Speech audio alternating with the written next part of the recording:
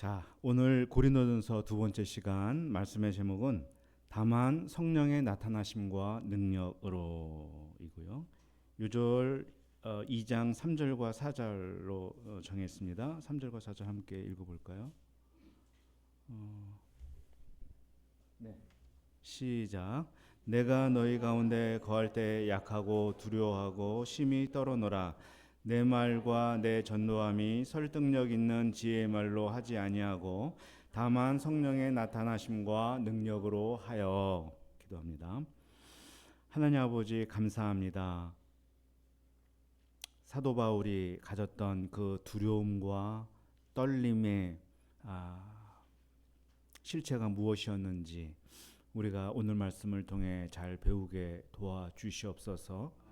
우리가 예수 그리스도와 그의 십자가에 못 박히신 그 사실에 우리의 마음과 몸이 온전히 집중하도록 도와주시기를 간절하게 기도합니다. 감사하며 예수님의 이름으로 기도합니다. 아멘. 네, 내가 너희 가운데 거할 때 약하고 두려워하고 심히 떨었노라. 이렇게 바울이 고백을 하는데요. 고린도에서 1년 6개월 동안 체류하면서 많이 약해졌고 두려움과 떨림이 컸다고 고백을 합니다. 엄청 큰 두려움과 떨림이 그를 휘감고 있었다라는 것인데 바울에게 무슨 문제가 있었을까? 바울은요 2차 전도 여행을 빌립보에서 시작을 했어요. 그래서 빌립보, 데살로니가, 베레아 그리고 아덴을 거쳐서 이곳 고린도에까지 왔습니다. 여기서 이제 사역의 꽃을 크게 피웠는데요. 그것이 지금 이 고린도 전서를 쓰고 있는 시점에서 볼 때 3, 4년 전에 있었던 일입니다. 이 고린도 전서를 쓰고 있을 때가 바로 그 고린도 교회를 개척했던 3, 4년 후란 얘기예요. 그러니까 과거를 회상하면서 지금 편지를 쓰고 있는 것입니다. 내가 참 그때 많이 약해 있었고 두려움과 떨림에 크게 사로잡혀 있었다라는 것을 얘기하는 거예요. 왜 그랬을까?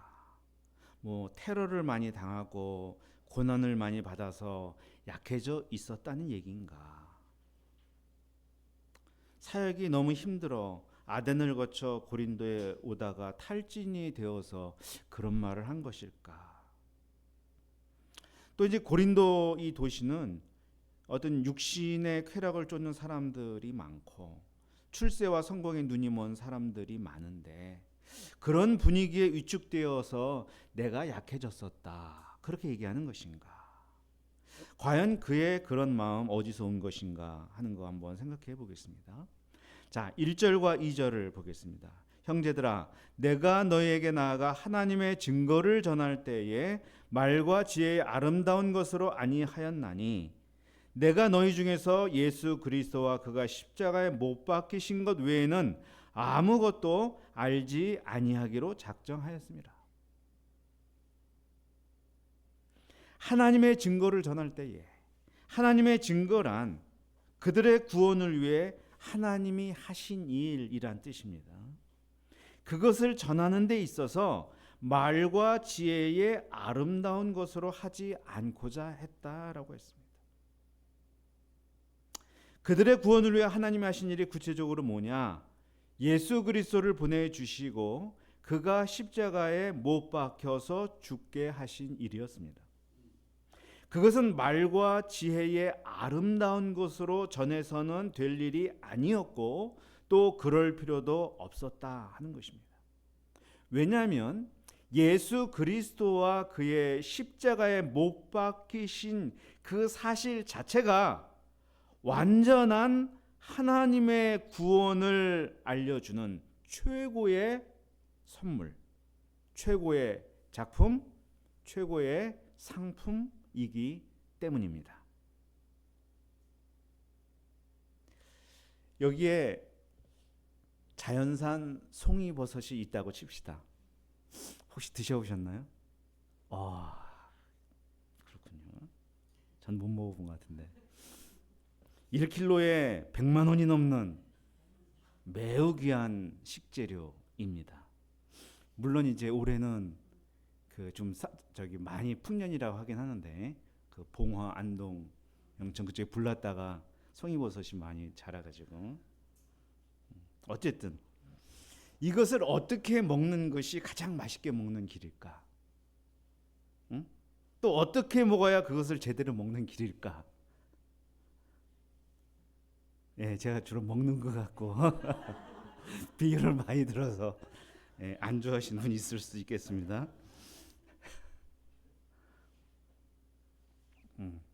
송이버섯을 어떻게 먹어야 가장 맛있게 먹는가? 뭐 양송이버섯처럼 굴소스나 홍게, 간장 넣어야 되나? 마늘이나 파향을 더딥혀 주어야 되나? 그렇죠? 그냥 날 것을 쭉쭉 찢어 먹는 게 그죠? 기름장에 찍어서 그냥 먹는 게 가장 맛있게 먹는 길입니다. 가장 맛있게 먹는 길입니다. 예, 맞아요. 경험에서 나온. 예. 또 그 A 툭불 1등급 고기일수록 양념해서 먹지 않습니다. 좀 떨어지는 고기를 여러 양념으로 버무리는 법이죠. 십자가 복음은 다른 것을 첨가할 필요가 없습니다. 송이버섯과 1등급 고기에 양념을 첨가하면 첨가할수록 본연의 맛을 잃는 것처럼 십자가 복음에 말과 지혜의 아름다움을 첨가하면 복음 본연의 맛을 상실합니다. 그런데 우리는 사실 유혹을 받습니다. 좀 더 많은 양념과 재료를 넣어 주어야 맛있을 것 같은 유혹을 받는다는 거죠. 메시지도 좀 더 아름다운 말과 현란한 화법을 사용하고 깊이 있어 보이는 지혜로 버무려야 더 잘 전달되지 않을까라고 하는 유혹입니다. 바울도 그런 유혹을 받은 거예요. 특히 고린도라는 도시가 어떤 곳인가?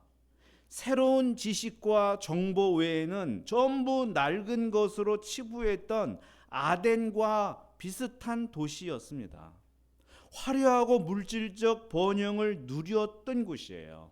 성공과 출세 시스템이 잘 갖춰진 곳입니다. 그리고 이 수사학이 발달한 곳이에요. 어떠한 말을 잘 전달해서 사람들에게 감동을 주는 여러 문체에 대한 것을 이 수사학이라고 말하는데, 수사학에는 큰 두 개의 갈래가 있었다고 합니다. 하나는 헬라식 수사학이고 다른 하나는 고린도식 수사학입니다. 헬라식 수사학은 아주 정교하게 짜인 논리로 청중을 압도하는 화법입니다. 고린도식 수사학은 감정과 연민의 정에 호소하여 청중을 설득하는 화법입니다. 여러분은 어디에 더 잘 끌리시나요? 논리에 잘 끌리시나요? 감정에 호소하는 것에 잘 끌리시나요? 네? 두 개 다. 예. 그러니까 이 고린도라는 도시에는 사람들의 감정선을 잘 건드려 마음을 사로잡고 명성을 얻은 유명한 강사들이 많았던 곳입니다. 이런 환경 한가운데 바울이 딱 들어온 거예요. 그러니까 어떤 생각이 들겠어요? 바울도 수사학의 대가였단 말이에요. 당대 어학과 철학을 두루 섭렵한 사람이었습니다. 얼마든지 감정에 호소하고 논리로 밀어붙일 자신이 있는 사람이었어요. 그러나 그러면 그럴수록 그가 가지고 있는 최상위 상품인 십자가의 도, 그 맛과 가치를 현저하게 떨어뜨린다는 것을 그는 잘 알았습니다. 그래서 그는 분명한 결심을 하지 않고서는 고린도에서 십자가의 도를 전할 수가 없었습니다. 그 마음이 2절에 잘 나타난 거예요. 내가 너희 중에서 예수 그리스도와 그가 십자가에 못 박히신 것 외에는 아무것도 알지 아니하기로 작정하였습니다. 아무것도 알지 않기로 작정했다. 아니 뭐 사람이 알지 않기로 작정했다고 내가 이미 알던 것을 어찌 모르겠습니까? 이 말은 내가 마치 그런 수사학과 지혜에 관해서는 전혀 모르는 사람처럼, 완전 손을 뗀 사람처럼 내가 살겠다는 말이죠. 바울이 받았고 고린도에 전해주고자 하는 이 십자가의 도는 이 세상 어디도 없는 최고의 상품입니다.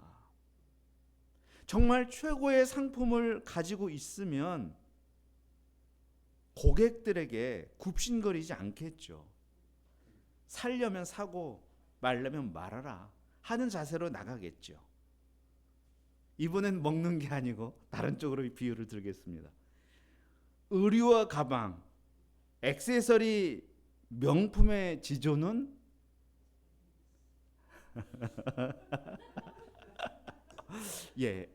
에르메스입니다. 예. 그리고 에르메스 밑에 이제 루이비통, 구찌 뭐 이렇게 나갔는데, 에르메스 직원들은 호객하지 않는다 그래요. 흥정하지도 않습니다. 상품에 대한 과대 설명도 포장도 하지 않습니다. 그냥 있는 사실 그대로만 전합니다. 왜냐? 다른 브랜드와 비교할 필요가 없기 때문이에요. 독보적이기 때문이죠. 하나님은 바울과 우리에게 독보적인 구원의 상품인 예수님과 그의 십자가에 못 박힌 것을 선물해 주셨습니다. 여기에 포장하거나 치장하거나 덧붙일 필요가 전혀 없습니다. 그래서 바울은 그것 외에는 아무것도 알지 아니하기로 작정하였다고 말한 것입니다. 그런데 문제는 여기 있어요. 사람들은 자연산 송이버섯이 좋은 줄 압니다. 에르메스 제품이 좋은 줄 압니다. 그러나 예수 그리스도와 그가 십자가에 못 박히신 것이 내 인생 최고로 좋은 상품인 줄은 모른다는 사실입니다. 그래서 그것 외에는 아무것도 알지 않기로 작정하였다가도 세상의 방법, 자기가 익히 알고 있는 수사학적 기술로 눈이 자꾸만 돌아가고 마음을 뺏긴다는 거예요. 그것이 4절에 나오는 설득력 있는 지혜의 말, 그거예요. 사람이 이 좋은 것을 좋은 것으로 모르니까 내가 온갖 지혜를 동원해서 설득해야 되겠다, 설득력 있는 지혜의 말로 전달해야 되겠다 하는 생각을 하게 되는 거예요. 바울은 잘할 수 있는 사람이니까 온갖 철학, 인문학, 자연과학 지식을 총동원해서 이 도에 설득되도록 하고 싶은 거예요. 그게 바울에게 최고의 유혹이죠. 그런데 그렇게 한다고 해서 십자가의 도가 사람들 마음에 심어지느냐? 그렇지 않다는 거예요.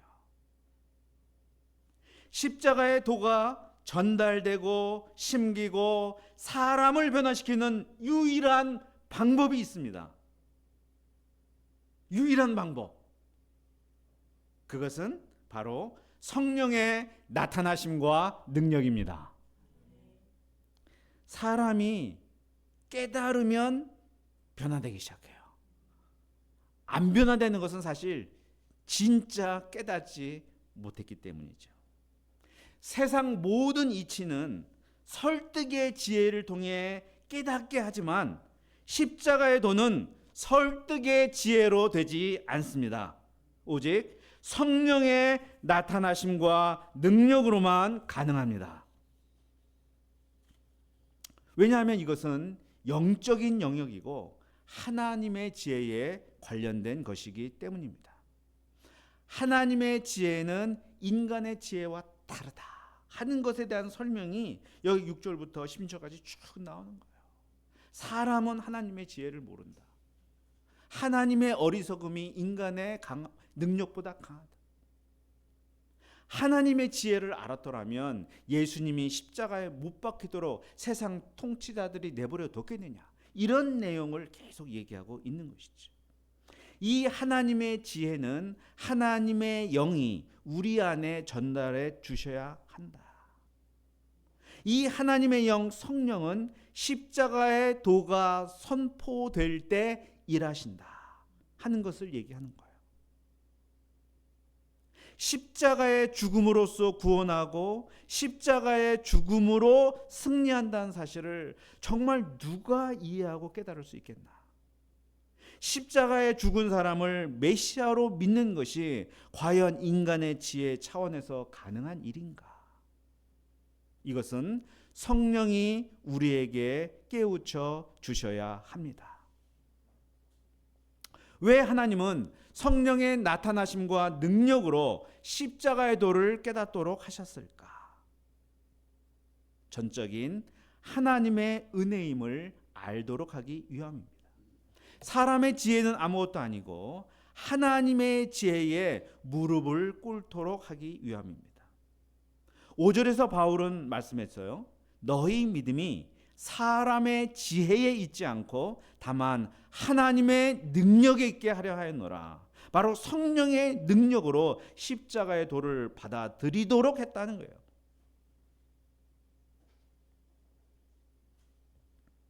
그렇다면 우리는 성령을 의지해야 되겠죠. 성령께서 역사하시도록 성령의 일하심을 바라보면서 회개하고 기다려야 할 것입니다. 사람이 할 수 없고 하나님이 하셔야 한다는 것을 예수님도 말씀하신 적이 있어요. 한 부자 청년이 예수님을 찾아와서 자기가 영생을 얻으려면 무엇을 해야 하냐고 물었어요. 예수님은 그가 가지고 있는 소유를 다 팔아 가난한 자들에게 주고 와서 나를 따르라고 하셨습니다. 그 청년은 머리로는 알았지만 재물이 많은 거로 진짜 다 팔고 예수님을 따를 수는 없었어요. 그래서 가슴을 두드리며 돌아갔죠. 부자가 천국 들어가는 것이 낙타가 바늘기로 들어가는 것보다 예수님은 어렵다라고 말씀을 했어요. 그러니까 제자들이 그러죠. 그러면 누가 천국에 들어갈 수 있습니까? 누가 구원을 얻을 수 있습니까? 그러니까 예수님이 대답하셨죠. 사람으로는 할 수 없으되 하나님으로서는 다 하실 수 있느니라. 자신의 능력으로 구원에 이를 자가 없습니다. 오직 성령의 나타나심과 능력이 십자가의 도를 온전히 받아들이도록 우리를 도우십니다. 이상을 통해 볼 때 바울이 1년 6개월간 고린도에 있으면서 무슨 문제로 그렇게 약하고 두려워하고 심히 떨었을까 하는 것을 다시 생각해 봅니다. 첫째는 자기에게 주어진 최고의 상품 십자가 도에 대한 재발견입니다. 이것이 번영과 성공의 가도를 달리고 있는 고린도에서도 여전히 최고의 상품이라는 확신을 잃어서는 안 된다는 마음의 깊은 떨림이 있었던 것이죠. 둘째는 자신은 성령의 능력이 아니라 설득력 있는 지혜의 말을 의존하기 매우 쉬운 사람이라는 그 근심에서 오는 떨림입니다. 이러한 약함과 떨림이라면 좋은 것이 아닐까요? 마땅히 지녀야 하는 약함과 두려움과 떨림이라고 생각합니다. 우리는 지금 서울의 한복판에서 살아가고 있습니다. 수많은 성대생들이 지나다니는 것을 저는 매일 봅니다. 며칠 전 저녁에 저 성대 입구 교차로서부터 이곳 교회당으로 들어올 때까지 사람들이 이제 둘 셋씩 짝을 지어서 이제 쭉 지나가잖아요. 그래서 이제 지나가는 무리들의 들리는 언어를 제가 한번 분석해 봤어요. 야, 근데 정말 놀라운 게 한국어보다 중국어가 더 많이 들리더라고요. 중국 유학생이 참 압도적으로 많구나. 또 그 외에 영어, 러시아어, 유럽의 언어들이 들리더라고요. 과연 저에게 그랬던 것처럼 이들에게도 예수 그리스도와 그가 십자가에 못 박힌 사실이 정말 가장 우월하고 독보적인 상품인가? 최고의 상품으로 인식하며 나는 살아가고 있는가? 과연 나는 설득력 있는 지혜의 말이 아니라 성령의 나타나심과 능력에 의존하여 매주 설교하고 있는가 하는 것을 돌아보게 되었습니다. 그럴 때 한없이 약하고 두려움과 떨림이 찾아옵니다. 그 무엇으로도 치장할 필요가 없는 십자가의 도라는 가장 소중한 선물을 우리는 받았습니다. 구원을 위해 하나님의 지혜가 담긴 그 선물을 우리는 누리고 있습니다. 그 선물이 성령의 능력으로 뭇 영혼들을 변화시키는 일이 오늘도 우리 주변에서 끊임없이 일어나기를 간절히 기도합니다. 기도하겠습니다. 하나님 아버지 감사합니다. 참 오늘 말씀을 통해서 십자가의 도 우월한 가치를 믿었던 그런 사도 바울의 신앙, 또 그것을 설득력 있는 지혜의 말로 전하지 않고 성령의 나타나심과 능력에 의지하여 전하고자 했던 그의 태도를 배우게 도와주셔서 감사합니다. 하나님 아버지, 우리가 살아가는 이 세상도 고린도 한복판에서 살아갔던 바울과 똑같은데 하나님 아버지, 우리도 십자가 도의 선물을 귀하게 여기고 이것을 붙들고 살아갈 수 있도록 도와주시옵소서. 또한 바울이 성령의 나타나심과 능력을 의지하며 살아갔던 것처럼 오늘날 우리도 성령의 도우심과 역사하심을 의지하며 살아갈 수 있도록 도와주시옵소서. 감사하며 예수님의 이름으로 기도합니다. 아멘.